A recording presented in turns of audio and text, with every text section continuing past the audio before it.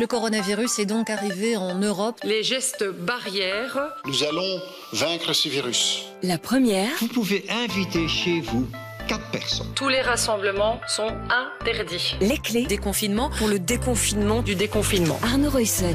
Bonjour à toutes, bonjour à tous, bienvenue dans les clés spéciales Covid. 5 ans après, deuxième épisode de notre mini-série sur le sujet. Aujourd'hui, on va se poser cette question. Et si on avait eu un vrai plan pandémie, ça aurait changé quoi ? Et sous question logique, évidemment, est-ce qu'aujourd'hui, on a tiré les leçons ? Et est-ce qu'on serait prêt à faire face à une situation similaire ? On va se donner une petite demi-heure pour y voir clair, en commençant par revenir sur une polémique qui a marqué la Belgique, ces masques qu'on croyait avoir et qu'on n'avait plus. La première. Les clés. Une démonstration. Voilà, alors j'ai l'impression d'aller à la plage, mais en fait je ne vais pas aller à la plage. Avec ça, quand vous êtes face à un patient, le virus, s'il est projeté par les gouttelettes du patient, il vient se heurter là. Et nous, les soignants, les médecins, les aides-soignants, les infirmières, eh bien, on est protégés. Rétrospectivement, l'image pourrait prêter à sourire. Un médecin occupé à faire la démonstration d'un masque de plongée Décathlon comme solution face à la pénurie de masques respiratoires qui a affecté les hôpitaux et les soignants un peu partout en Europe au début de la crise Covid.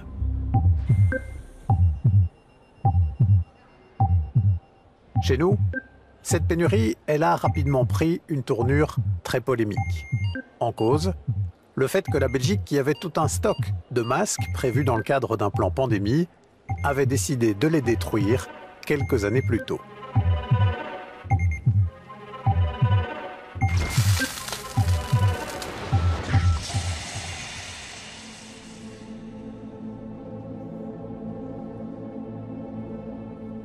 Retour, pour comprendre, au début des années 2000.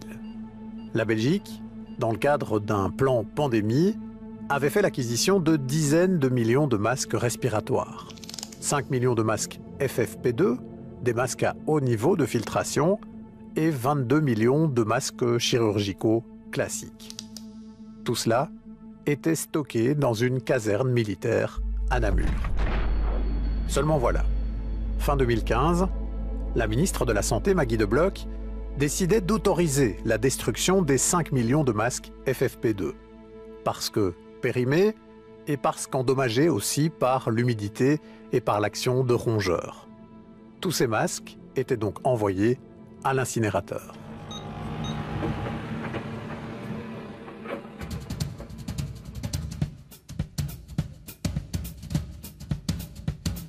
Et puis, en 2018, rebelote. Là, c'est parce que le site militaire qui sert de stockage doit être vendu et le cabinet de la ministre de la Santé fait l'analyse que ça coûtera moins cher de détruire le stock que de le transporter et d'aménager un nouveau lieu de stockage.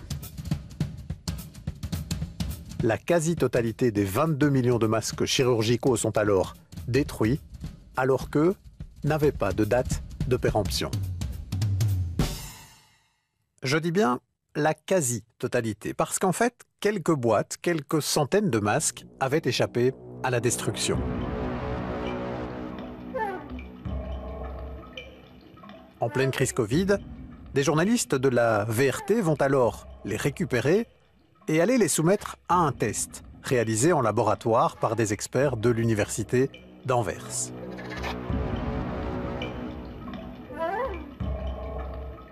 Et le constat que vont faire ces experts a de quoi donner de fameux regrets aux autorités belges. Un bon masque doit arrêter 95% des gouttelettes. Et là, on voit que les masques qu'on a testés arrêtent 97% des gouttelettes. Donc, on est au-dessus du seuil. Ce sont toujours de très bons masques. Et lorsque les journalistes soumettent alors ce verdict à Maggie De Blok, ministre de la Santé, voici sa réponse. Ce n'est pas à moi d'aller personnellement sur place pour dire que les masques doivent être testés. C'est le travail du service opérationnel. Je veux bien assumer la responsabilité politique des décisions qui sont prises, mais pas des erreurs qui se sont produites en cours de route.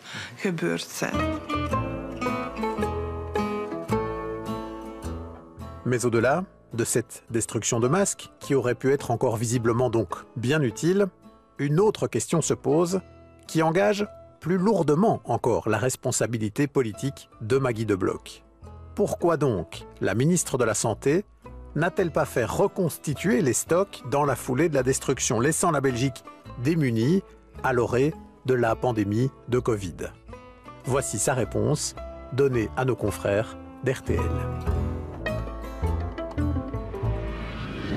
On a eu autre chose à faire entre-temps, mais bon, le dossier n'était pas mûr pour présenter au Conseil des ministres. Il faut savoir entre-temps qu'il y avait le gouvernement qui est tombé, les élections. Allez, voilà, c'est pas simple de présenter un plan pour un montant de beaucoup de millions entre-temps. Hein. Ce qui est sûr en tout cas, c'est que ces masques auront fait cruellement défaut et que dans le contexte d'une pandémie où l'on avait tout à coup besoin de masques aux 4 coins du monde, notre dépendance à des masques fabriqués pour l'essentiel en Chine a été un très gros problème que nous avons mis des mois à surmonter, obligés entre-temps de bricoler.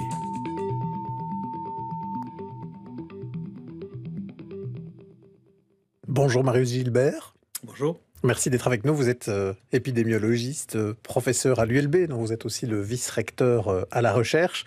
Alors ces masques dont on vient de parler ici, ils ont été un symbole, évidemment. Hein. Ce n'est pas l'alpha et l'oméga de notre préparation ou de notre impréparation face au Covid.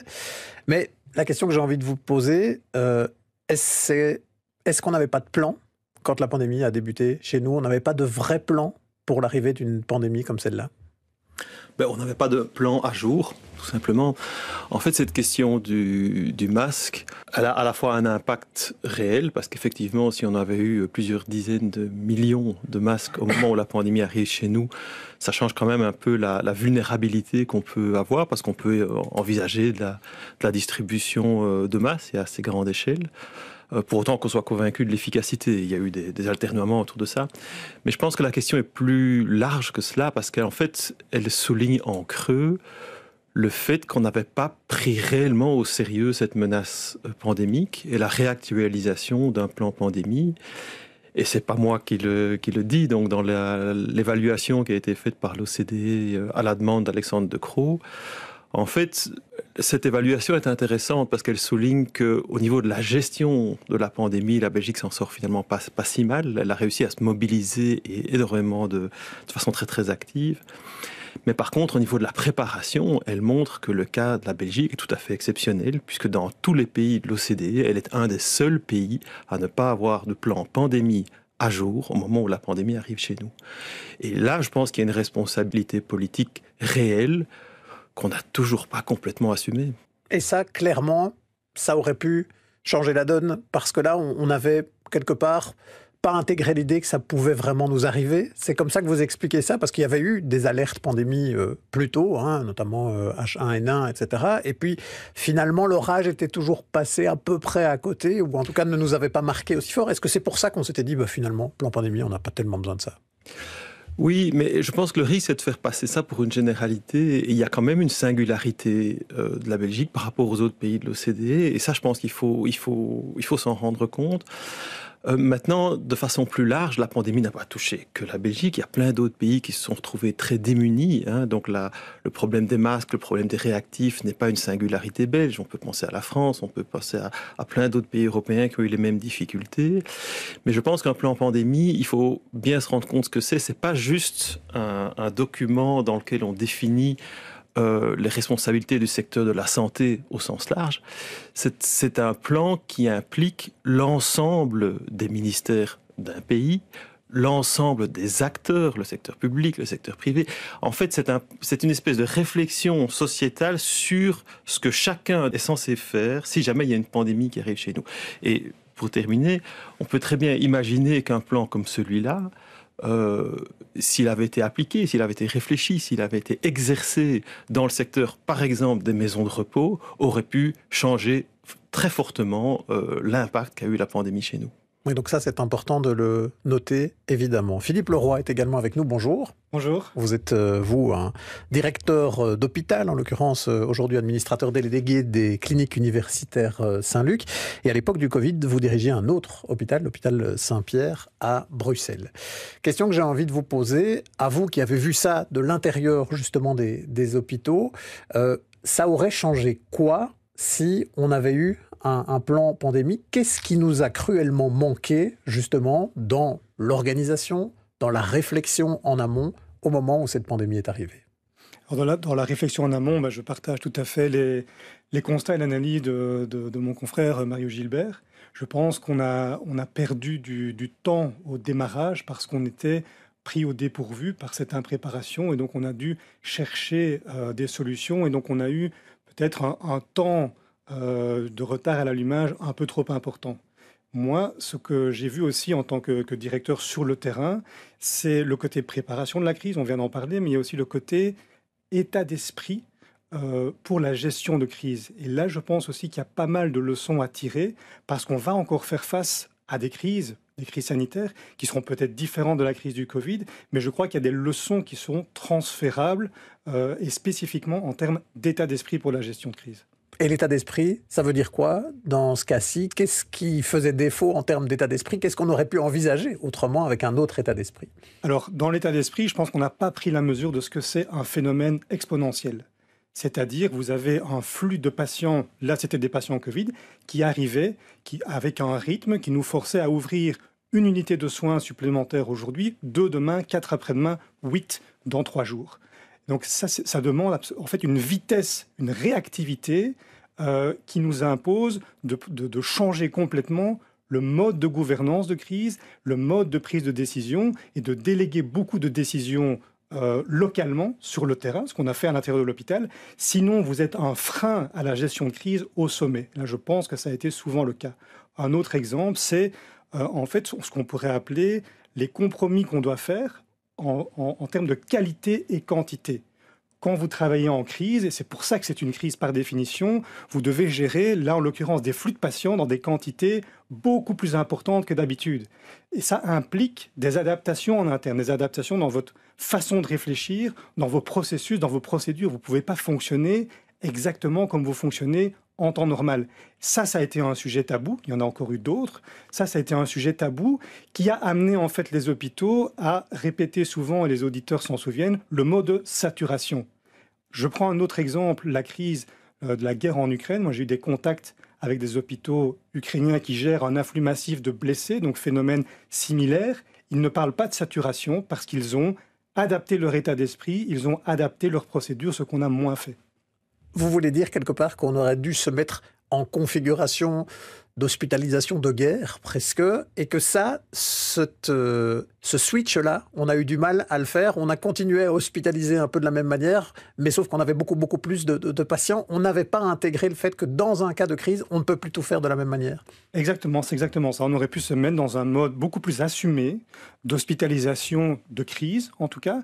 Assumé, c'est-à-dire qu'on puisse communiquer de manière transparente avec le personnel soignant, parce que je crois que ça a été un des facteurs qui a contribué à l'épuisement psychologique et émotionnel des soignants, c'est qu'on leur a jamais dit, enfin nous on leur a dit en interne bien entendu, mais je parle au niveau des autorités, de dire on comprend que vous ne pouvez pas travailler dans vos conditions habituelles et on vous soutient. Marius Gilbert, ce que précise ici Philippe Leroy, c'est quelque part que quand on est en temps de crise, forcément on ne peut pas fonctionner de la même manière qu'en temps normal. Et en même temps, les crises en général, on ne les voit pas forcément venir et c'est justement à ce moment-là qu'on est dans des situations d'urgence où on doit improviser des solutions. Mais ce que vous nous dites là tous les deux, c'est que des crises et quelque part l'imprévu, ça doit se préparer et ça on ne l'avait pas vraiment préparé. Mais il y a des tas de domaines où on le fait. Enfin, j'utilise beaucoup le parallèle avec la sécurité incendie. Vous ne pouvez pas rentrer dans un lieu public sans qu'il y ait des signes. C'est quelque chose qui est pensé, la sécurité incendie. Lorsqu'on travaille dans un bâtiment public, on fait régulièrement des exercices. C'est simplement pour que le jour où le risque survient, on soit prêt et on ne perde pas du temps à improviser, à chercher son chemin et des choses comme ça. Eh bien, la prévention sanitaire, c'est du même ordre. Simplement, c'est un risque On ne sait pas quand il va survenir, mais on voit que c'est un risque systémique puisqu'il peut avoir un impact complet sur la société si on ne le prévient pas suffisamment.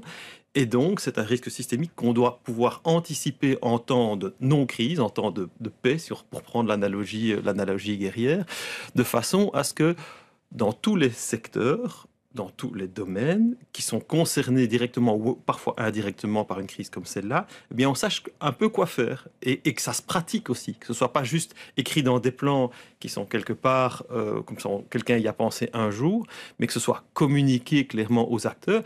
Et pour les acteurs qui sont plus directement concernés dans le secteur de la santé, que ce soit quelque chose qui soit pratiqué, qui soit exercé, que l'on répète et que le jour où ça survient, on est beaucoup plus efficace, beaucoup plus réactif et on peut avoir une prise beaucoup plus forte. Et c'est très intéressant ce que vous soulignez sur la question du caractère exponentiel. Ce qu'il faut toujours se rappeler, c'est que ce caractère exponentiel, il est d'autant plus marqué qu'on ne réagit pas suffisamment tôt. C'est-à-dire que si on arrive à réagir suffisamment fort et suffisamment tôt, on peut ralentir les choses d'une manière telle qu'en fait, on ne se retrouve jamais dans une situation aussi forte et aussi problématique. Mais pour ça, il faut avoir les instruments.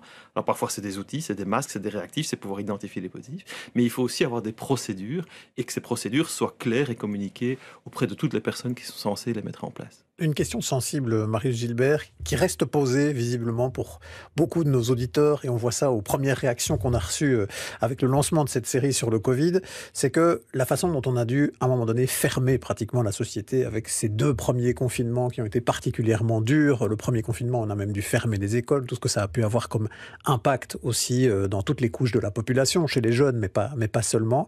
Est-ce que si on avait eu davantage un plan, avec aussi le recul qu'on a aujourd'hui, évidemment, et qui fait qu'on peut en tirer des leçons pour la suite, on aurait peut-être dû moins appliquer cette arme ultime du confinement total, bête et méchant, parce qu'on n'avait plus d'autres solutions, parce que ça allait trop vite?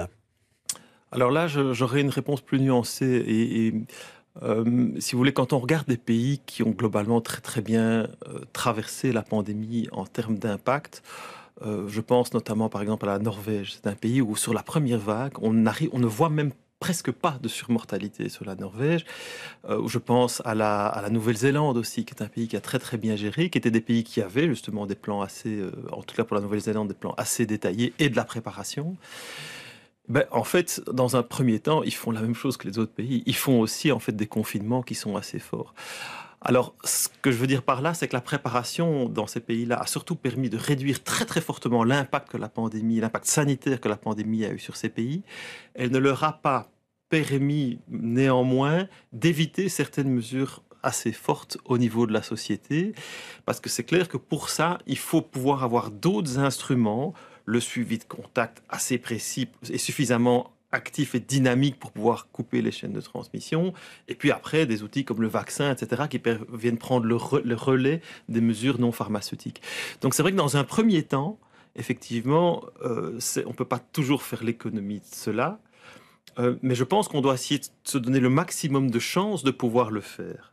Et c'est surtout là, parce que plus on est préparé, plus on peut diminuer l'impact et éventuellement écourter une période durant laquelle ce serait éventuellement nécessaire. Bon, alors on en arrive évidemment à la question qui nous occupe aussi aujourd'hui et au présent, c'est est-ce que du coup on a tiré les leçons? Est-ce qu'aujourd'hui on est prêt? Est-ce qu'on a un plan? On a voulu essayer de répondre à cette question et c'est Sarah Pousset qui a un peu enquêté sur le sujet, et quand elle fait la demande de savoir s'il y a un plan pandémie, eh bien on lui répond que oui, un plan construit par le SPF Santé publique, et Sarah a essayé de parcourir les nombreuses pages justement de ce plan. Depuis la pandémie, le SPF Santé publique a élaboré un plan général de préparation en cas de nouvelle crise sanitaire.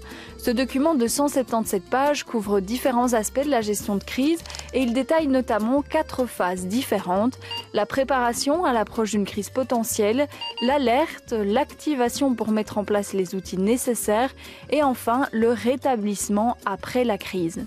Un chapitre est aussi consacré à l'organisation décisionnelle, car on sait que les 9 ministres de la Santé n'ont pas aidé à clarifier la situation en 2020. En cas de crise, c'est donc le Risk Management Group qui sera l'organe stratégique central, et puis le Risk Assessment Group qui rendra des avis scientifiques.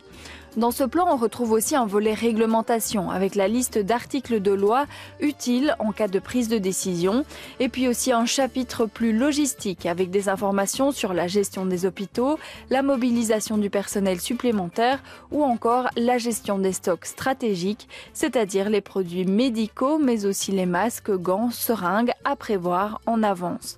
Ce document précise aussi comment faire circuler les informations au mieux, comment bien communiquer avec la population et puis il insiste sur l'importance d'évaluer les pratiques après une crise. Au niveau wallon, l'organe de gestion de crise, le Cortex, a aussi élaboré un plan similaire. Du côté de l'AVIC, on nous informe aussi que désormais les institutions pour personnes handicapées, pour personnes âgées ou par exemple les hôpitaux disposent désormais de leur propre plan d'urgence pour pouvoir mieux gérer la situation en interne sans attendre les avis de l'AVIC. La Belgique pourra aussi compter sur l'Europe avec la création du groupe ERA qui est notamment chargé de fabriquer et de distribuer équitablement les ressources comme les vaccins, les masques ou encore certains médicaments. Alors soyons honnêtes, nous, en tant que journalistes, quand on plonge dans un plan comme celui-là, il apparaît très technique. On a l'impression de retrouver un peu tous les éléments qu'on avait à la fin de la crise qui étaient dans une complexité parfois architecturale un peu difficile à suivre, mais simplement on reclarifie bien un peu les missions de chacun. Pour autant, Philippe Leroy, est-ce que ça c'est un vrai plan ? Est-ce que c'est un plan qui, pour vous, change notre culture par rapport à des risques comme ceux-là, ce que vous appelez de vos voeux ? Alors, je dirais oui et non. Je pense que c'était un travail qui était important à faire et tant mieux s'il a été fait. On l'a aussi fait chacun à l'échelle de nos institutions de soins. Je parle en tout cas pour l'hôpital que je connais. On a un plan et donc si on avait demain une nouvelle pandémie de type Covid, on sera très réactif, très bien préparé. On sait comment accueillir les patients, séparer les flux, éviter les contaminations, pouvoir monter des unités Covid très rapidement, etc., etc. Par contre, il y a le deuxième volet qui est que probablement la prochaine crise sanitaire à laquelle on fera face sera différente. Ce ne sera pas tout à fait ça, ce sera autre chose. Et donc c'est pour ça que ce mode de gestion, de gouvernance et d'état d'esprit de gestion de crise est pour moi très important. Et là, je ne suis pas certain qu'on a tiré toutes les leçons, notamment en termes de décentralisation des décisions pour pouvoir agir plus rapidement et soutien aux initiatives locales. Là, j'ai quelques exemples, quelque part, d'échecs en termes de gestion de crise pendant le Covid. Mais donc, si on regarde ce plan-là, quelque part, c'est un bon état des lieux, des conclusions auxquelles on était arrivé à la fin de la crise sur la façon de gérer une crise exactement la même que la crise Covid. Par contre, sur la culture du risque qu'on devrait installer différemment, là, on n'y est pas. Exactement. Moi, je peux prendre un exemple pour illustrer. À un moment donné, ce phénomène exponentiel, pendant le Covid, personne n'était capable de prévoir jusqu'où il allait arriver, jusqu'où la vague allait monter. Et je crois que quelque part, on a eu un peu de chance, qu'on a bien géré cette crise, parce que la vague s'est aussi arrêtée au bon moment, au moment où on était proche de la saturation complète du système. Et donc, on a pris des initiatives sur le terrain. Par exemple, il y a eu des consortiums entre des médecins, des ingénieurs et même des industriels pour se dire, bon, on n'aura peut-être pas assez de respirateurs, et si on n'en avait pas assez, eh bien, on anticipe. On va fabriquer des prototypes qui ont été testés, validés par des incentivistes qui nous ont dit « avec ça, je peux travailler », mais ça a été bloqué par la bureaucratie qui a dit « non, c'est pas aux normes, c'est pas homologué CE, vous pouvez pas produire ça ». Et je pense que c'est cet état d'esprit-là qu'on doit changer. Marius Gilbert, même question pour vous quand vous lisez ces 177 pages du SPF Santé. Est-ce que vous dites « là maintenant, ok, c'est bon, on a un plan » ou bien est-ce que vous avez aussi des réserves comme Philippe Leroy ? Je voudrais d'abord souligner le côté très positif déjà d'avoir en fait tout ça. Je pense que l'exercice, il ne faut pas sous-estimer l'importance de l'exercice de simplement de cartographier tout ça, parce que c'est vrai qu'il y a énormément de dispositifs qui ont été conçus comme ça dans l'urgence un petit peu de la pandémie, et que déjà désigner les responsabilités de chacun permettrait dans une nouvelle pandémie d'éviter comme ça que se multiplient toute une série de task force, etc., qui ont été improvisées, parce qu'en fait, on ne savait pas très bien qui devait gérer qui, quoi et comment lors de la première pandémie. Alors, ici, donc, je pense vraiment que ce plan a le mérite d'exister. Et puis, il y a certains aspects qui sont un peu plus neufs, je trouve, qui sont intéressants. Et il est assez large dans la mesure où il traite la question des stocks, la question des flux, la question de la communication, la question du retour sur expérience. Donc, il y a une série de choses que je trouve très intéressantes dans ce travail. Mais je pense qu'il ne faudrait pas s'arrêter là, simplement. Je pense qu'il faudrait aller plus loin. Et surtout, quand je dis aller plus loin, c'est se dire, mais en fait, une pandémie, ça ne concerne pas juste le secteur de la santé. J'entends bien qu'il y a le Risk Assessment Group, le Risk Management Group qui ont été très très forts, qui ont piloté énormément de choses. Mais je pense qu'en fait, dans chaque ministère doit s'emparer de la question de la pandémie. C'est-à-dire de se dire, qu'est-ce qu'on fait, nous, dans notre propre secteur, en cas de nouvelle pandémie? C'est quoi la réflexion qu'on a? Et on peut construire cette réflexion-là avec le SPF Santé. Et donc, je crois qu'il faut quelque chose de beaucoup plus large et qui peut-être n'hésite pas non plus à sortir des structures actuelles qui sont quand même, il faut le reconnaître, vous l'avez souligné vous-même, extrêmement complexes et peut-être nous amener à revoir la copie dans certains dispositifs pour avoir quelque chose qui soit quand même un peu plus simple à manœuvrer. Ce que vous voulez dire par là, c'est que par exemple, dans les écoles, ou en tout cas dans le domaine de l'enseignement, mais peut-être aussi dans le domaine de la culture, dans le domaine de l'homologation des bâtiments, des normes, par exemple, en termes de ventilation, dans tous les secteurs de la société, quelque part, à un moment donné, on devrait avoir ce temps d'arrêt de se dire, si on a encore une pandémie ou une crise comme celle-là, qu'est-ce que nous, on ferait? Ne pas juste attendre que ça vienne des interlocuteurs, notamment de santé? Mais c'est ça qui serait un véritable plan pandémie. C'est un plan, en fait, qui implique tous les secteurs de la société, tant le secteur privé que le secteur public, l'enseignement supérieur, l'enseignement fondamental, que tout le monde réfléchisse, mais non pas en temps d'urgence, de savoir comment est-ce qu'on va faire des classes s'il y a une pandémie et des choses comme ça. Comme ça vient d'être souligné, si jamais il y a une nouvelle pandémie, et c'est toujours, moi j'espère qu'il y en aura plus, mais je pense que c'est un vœu un petit peu pieux, je pense qu'il y en aura encore certainement, elle aura forcément des caractéristiques qui seront différentes. Et les caractéristiques biologiques d'une nouvelle pandémie vont faire qu'il y aura peut-être des angles morts auxquels on n'a pas forcément pensé parce qu'on est encore très très influencé par la pandémie de Covid-19, de la même manière que l'ensemble de notre dispositif avait été très, très fort influencé par la pandémie de grippe H1N1, qui s'était révélée être finalement moins importante que ce qu'on avait craint au départ et qui a un petit peu effacé cette mémoire de la nécessité d'être vigilant face aux risques pandémiques. Philippe Leroy, votre vœu à vous, alors, par rapport à tout ce qu'on vient d'entendre là, si vous deviez, il nous reste une petite minute, envoyer un message clair sur ce qu'il faut faire maintenant pour ne pas rester dans cette idée « Oh, on a oublié, maintenant on a envie de vite oublier le Covid, mais attention, préparons d'autres crises futures », ce serait quoi?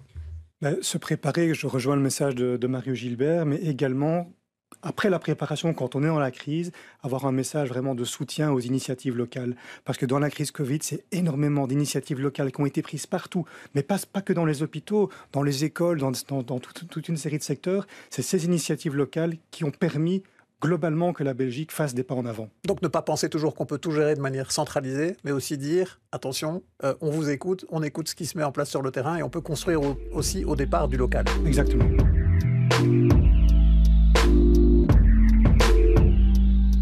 Et bien voilà, quelques leçons importantes à retenir et que l'on peut tirer 5 ans après la crise du Covid. On aura retenu que l'enjeu pour l'avenir n'est pas seulement de se demander comment on gérerait une autre crise Covid avec les mêmes caractéristiques que celles que l'on a connues, mais plutôt de penser l'enjeu de potentielles futures crises sanitaires au sens large, en développant une vraie culture du risque sur laquelle on investit au quotidien et pas seulement dans des plans que l'on laisse dans les tiroirs de l'administration. De comment développer aussi une approche transversale qui concerne tous les secteurs et pas le seul secteur de la santé. De comment on permet aussi la créativité des acteurs de terrain dans les solutions qu'ils peuvent trouver en cas de crise. Voilà quelques pistes et d'autres encore, sans doute, à bien réfléchir dans le cadre de futures crises sanitaires et pas seulement, qui risquent bien de nous arriver encore dans les années qui viennent.